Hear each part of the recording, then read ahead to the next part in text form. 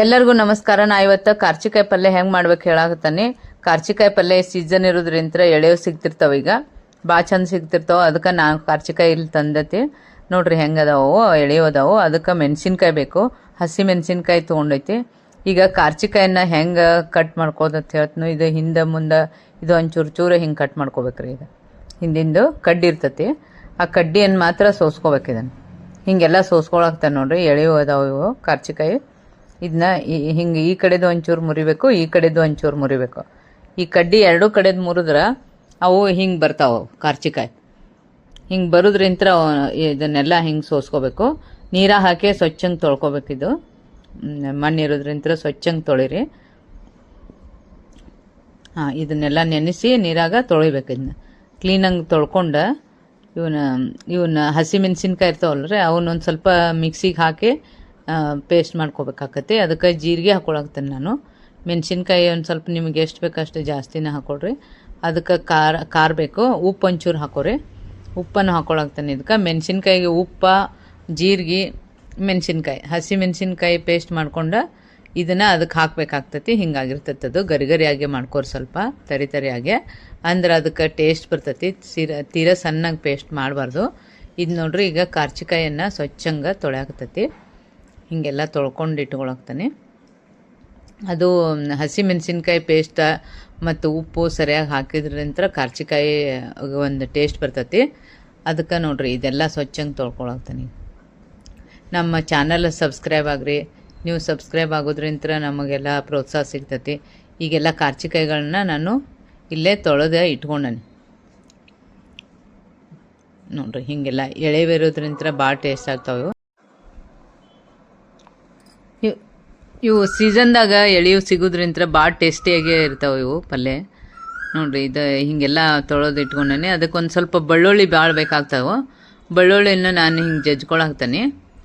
ಬೆಳ್ಳುಳ್ಳಿ ತೊಗೊಂಡು ಈ ಬೆಳ್ಳುಳ್ಳಿ ಹಾಕೋದ್ರಿಂದ ಭಾಳ ಐತೆ. ಇದಕ್ಕೆ ಕಾಂಬಿನೇಷನ್ ಭಾಳ ಇದೆ ಬೆಳ್ಳುಳ್ಳಿ.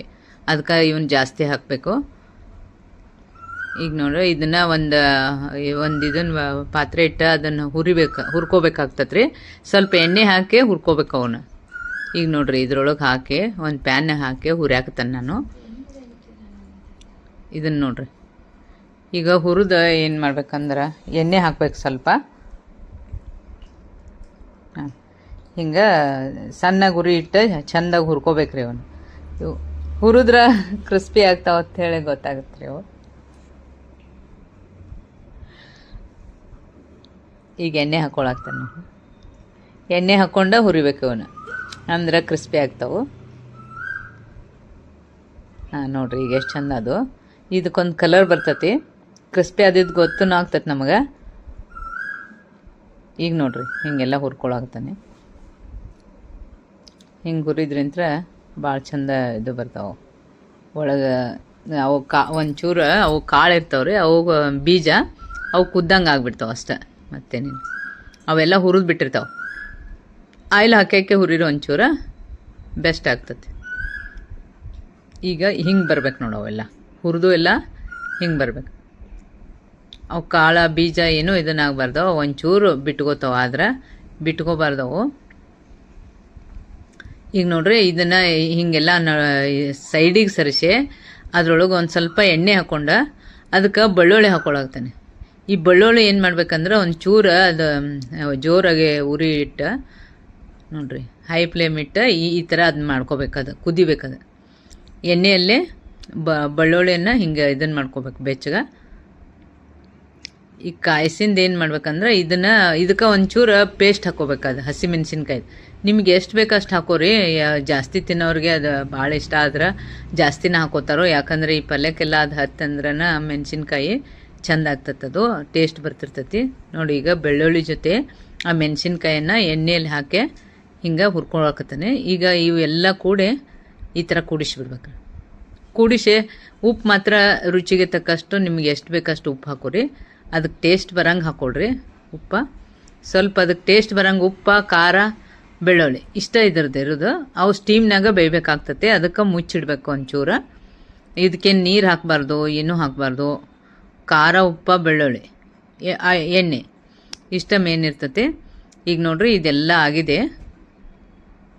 ಇದೆಲ್ಲ ಆತು. ಮುಚ್ಚಿಟ್ರೆ ಒಂಚೂರು ಸ್ಟೀಮ್ ಮೇಲೆ ಒಂದು 5 ನಿಮಿಷ ಬಿಟ್ಟು ಆಫ್ ಮಾಡಿಬಿಟ್ರಿ. ಹಿಂಗಾಗಿರ್ತಾವೆ. ಈಗ ಕಾರ್ಚಿಕಾಯಿ ಪಲ್ಯ ಫುಲ್ ರೆಡಿ ಆಗೈತಿ. ಸ್ಟೀಮ್ ಮೇಲೆ ಆಗಿರ್ತೈತಿ. ಒಂಚೂರು ಮುಚ್ಚಿಟ್ಬಿಡ್ರಿ, ಮುಗಿತದ್ರದ್ದು. ಈಗ ನೋಡ್ರಿ ಕಾರ್ಚಿಕಾಯಿ ಪಲ್ಯ. ಇದು ಬಿಸಿ ರೊಟ್ಟಿ ಜೊತೆ ಇದಕ್ಕೆ ಸಪ್ಪನ್ ಬೇಳೆ ಅಂತ ಹೇಳಿ ಮಾಡ್ತಾರಲ್ರಿ, ತೊಗರಿ ಬೇಳೆದು, ಅದು ಮಾತ್ರ ಕಾಂಬಿನೇಷನ್ ಇರ್ತೈತಿ.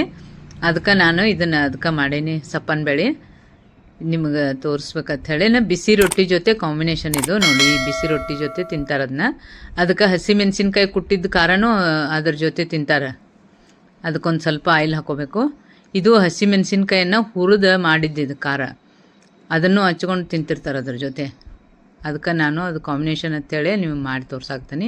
ಈ ಥರ ತಿನ್ಬೇಕದನ್ನ, ಅಂದ್ರೆ ಭಾರಿ ಟೇಸ್ಟ್ ಬರ್ತೈತಿ. ಅದಕ್ಕೆ ಈರುಳ್ಳಿ ಅವೆಲ್ಲ ಬಾಡಿಸ್ಕೊಳ್ಳೋ ಎಲ್ಲ ಇರ್ತಾವಲ್ರಿ, ಸೌತೆಕಾಯಿ. ಈಗ ನೋಡ್ರಿ ರೈತರು ಒಂಥರ ತಿಂತಿರ್ತಾರೆ ಹೊಲ್ದಾಗ ಅದು ಕೂತ. ಅವ್ರು ಯಾವ ಥರ ತಿಂತಾರೆ ಅಂತೇಳಿ ನಾ ತೋರ್ಸಾಕ್ತಾನೆ. ಅವರು ಹಿಂಗೆ ಕಟ್ಟಿ ರೊಟ್ಟಿ ತಂದಿರ್ತಾರೆ ರೀ, ಬಿರ್ಸನು.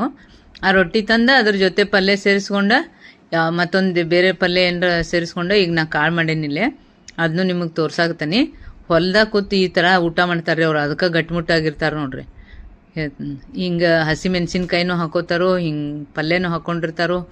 ಅವೆಲ್ಲ ತರಕಾರಿ. ಇದು ಹೊಟ್ಟೆನೂ ಹಳ್ಳು ಕರಗ್ತಾವ ಅಂತ ಹೇಳ್ತಾರೆ. ಇದಕ್ಕೆ ಅಷ್ಟು ಇದು ಔಷಧಿ ಗುಣವನ್ನು ಹೊಂದಿರ್ತಕ್ಕಂಥದ್ದು ಇದು ಕಾರ್ಚಿಕಾಯಿ ರೀ. ಕಾರ್ಚಿಕಾಯಿಗೆ ಹೆಂಗೆ ಹತ್ತಿರಕ್ಕೆ ಅಂತ ಹೇಳಿ ತಿಂತಾರಲ್ರಿ, ಅದೇ ಸೇಮ ಇದನ್ನ ಕಾರ್ಚಿಕಾಯಿದು ಭಾಳ ಒಳ್ಳೇದತ್ರಿ. ಇದು ಆರೋಗ್ಯಕ್ಕೆ ಒಳ್ಳೇದಾಗಿರುವಂಥ ಕಾರ್ಚಿಕಾಯಿ ಪಲ್ಯ ಈಗ ರೆಡಿ ಆಗೈತಿ. ಎಲ್ಲ ಈಗ ಇವೆಲ್ಲ ಬಾಡಿಸ್ಕೊಳ್ಳೋದ್ರ ಜೊತೆ ತಿಂದ್ರೆ ರೈತರು ಊಟ ಮಾಡಿದ್ರೆ ಭಾರಿ ಗಟ್ಟಿಮುಟ್ಟಾಗ್ತಾರೋ. ಅದಕ್ಕೆ ನೀವು ಪೌಷ್ಟಿಕ ಇರ್ತೈತಿ. ಇದಕ್ಕೆ ಶೇಂಗಾ ಕಾಳು ಒಂದು ಕಾಂಬಿನೇಷನ್ ಇರ್ತೈತಿ. ಈ ಥರ ಎಲ್ಲ ಮಸ್ತ್ ಊಟ ಮಾಡ್ಬೇಕು ನೋಡ್ರಿ. ಇದನ್ನು ಈ ಥರ ಹಚ್ಕೊಂಡು ಭಾಳ ಅಂದ್ರೆ ಭಾಳ ಟೇಸ್ಟಿಯಾಗಿರ್ತೈತಿ. ನೀವು ಎಲ್ಲರೂ ಕೂಡಿದಾಗ ಇದನ್ನೆಲ್ಲ ಮಾಡ್ಕೊಂಡು ಈ ಥರ ಮಾಡ್ಕೊಂಡು ತಿಂದು ನಮ್ಮನ್ನು ನೆನೆಸ್ಕೊರಿ. ಮತ್ತು ನಮ್ಮ ಚಾನಲ್ ಸಬ್ಸ್ಕ್ರೈಬ್ ಆಗ್ರಿ ಪ್ಲೀಸ್. ನೋಡ್ರಿ ಎಷ್ಟು ಮಸ್ತಾಗಿರ್ತೈತಿ.